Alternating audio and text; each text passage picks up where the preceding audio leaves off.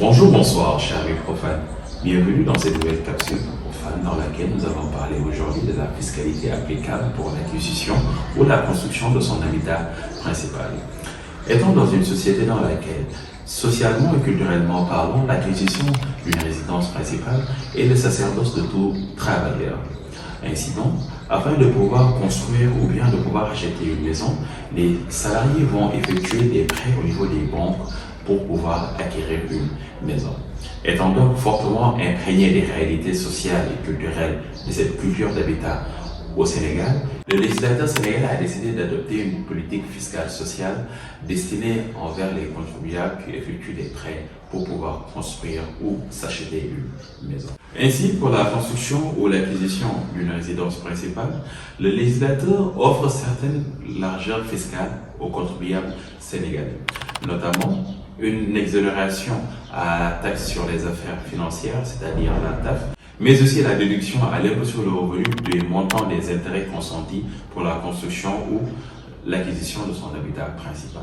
S'agissant de l'exonération à la TAF, c'est-à-dire la taxe sur les affaires financières, la TAF est la taxe qui s'impose à tous les prêts que effectuent au niveau des banques, quels qu'ils soient.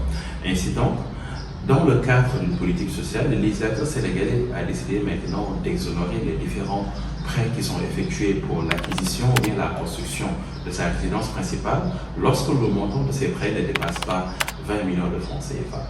Ce plafond a été fixé par un arrêté conjoint du ministère des Finances et du ministère de l'Habitat. C'est-à-dire que lorsqu'on part à la banque ou bien dans une quelconque institution financière afin de pouvoir bénéficier d'un prêt pour construire sa résidence principale, ce prêt ne sera pas imposé à la taxe sur les affaires financières qui est de 17% lorsque le montant de ce prêt ne dépasse pas 20 millions de francs CFA. Ensuite, concernant les intérêts applicables aux prêts qui sont consentis pour l'acquisition ou la construction de son habitat principal, ils sont entièrement déductibles à l'impôt sur le revenu selon l'article 55 du Code général des impôts.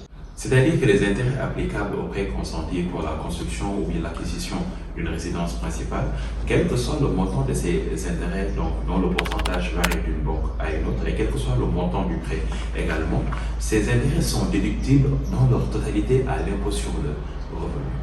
Et c'est sur ce dernier point que nous allons clôturer notre capsule d'aujourd'hui concernant la fiscalité applicable à l'acquisition ou à la construction de son habitat principal. Nous espérons comme d'habitude que cette capsule vous a plu et vous a été bénéfique également.